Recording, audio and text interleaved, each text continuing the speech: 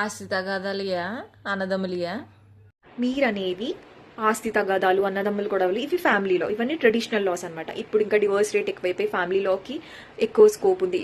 ఈ traditional loss like family లా, civil అంటే ఏదైనా ఈ నాన్ క్రిమినల్ రాంగ్ దాన్ని ఇది చేయడానికి ఆ సివిల్లో, ఇంకా అది కాకుండా క్రిమినల్ లా, అది కాకుండా ఇంకా మనకి ఇమిగ్రేషన్ లా, టాట్ లా, కాంట్రాక్ట్ లా, ఎన్విరాన్మెంట్ లా, అడ్మినిస్ట్రేటివ్ లా, కాన్స్టిట్యూషనల్ లా, ఇట్లా చాలా లాస్ ఉన్నాయి.